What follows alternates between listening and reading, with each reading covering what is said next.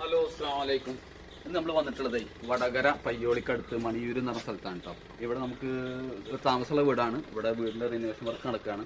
അപ്പോൾ അതിൻ്റെ ഭാഗമായിട്ട് ഒരു പഴയ ഒരു അടുപ്പ് നമ്മൾ പൊളിച്ച് ചെയ്യാനുള്ള പരിപാടി കേട്ടോ. പഴയ അടുപ്പെന്ന് വെച്ചാൽ പഴയ ആലുവ ടൈപ്പ് അടുപ്പ് 3 അടുപ്പാണ്. ഇവിടെ നമ്മൾ ചെയ്യുന്നത് സിംഗിൾ അടുപ്പാണ് കേട്ടോ.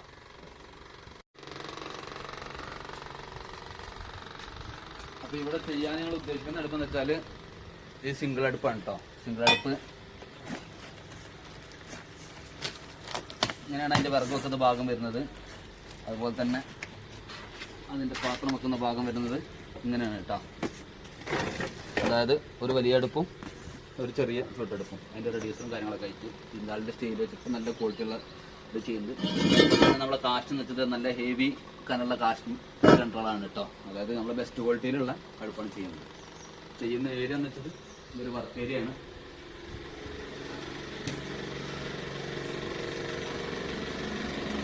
ഇതാണ് ചെയ്യുന്നത്.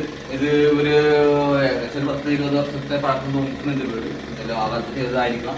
അപ്പോൾ ഈ അടുപ്പിൻ്റെ സ്റ്റീലും കാര്യങ്ങളൊക്കെ ഇതേമാതിരി കത്തി പൊളിഞ്ഞ് ദ്രവിച്ച് പോയിട്ടുണ്ട്. അപ്പോൾ എന്തായാലും മാറ്റിയിട്ട് കിട്ടിയുള്ള പരിപാടിയാണ് കേട്ടോ. പക്ഷേ അതെന്തായാലും ഇവിടുത്തെ വർക്കുകൾ കഴിഞ്ഞിട്ട് കാണിക്കാം. ഓക്കെ,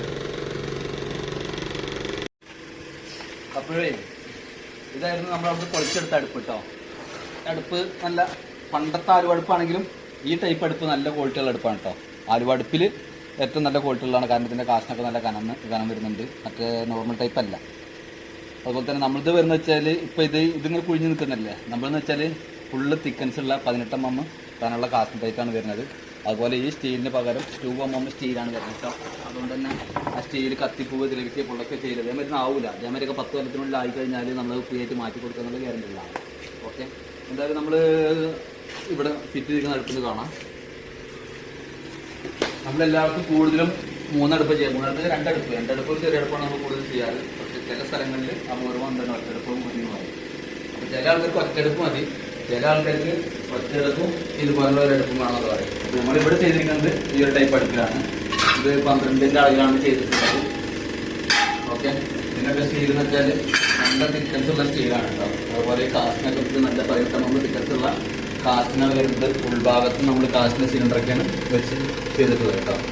ഓക്കെ, അപ്പോൾ ഇവിടെ ഉണ്ടായിരുന്ന അടുത്ത് നമ്മൾ പൊളിച്ച് ഒഴിവാക്കി. ഇതിൻ്റെ ടൈൽസ് വർക്ക് കാര്യങ്ങളെല്ലാം ഇവിടുത്തെ കസ്റ്റമർ ചെയ്യും. അതായത് മുകളിലേക്ക് അവരിക്കുന്നതിനനുസരിച്ച് ടൈറ്റ് ടൈൽസ് ഒട്ടിക്കും. ഇതിൻ്റെ മുകളിൽ ഗ്രാനൈറ്റ് കൊടുക്കും.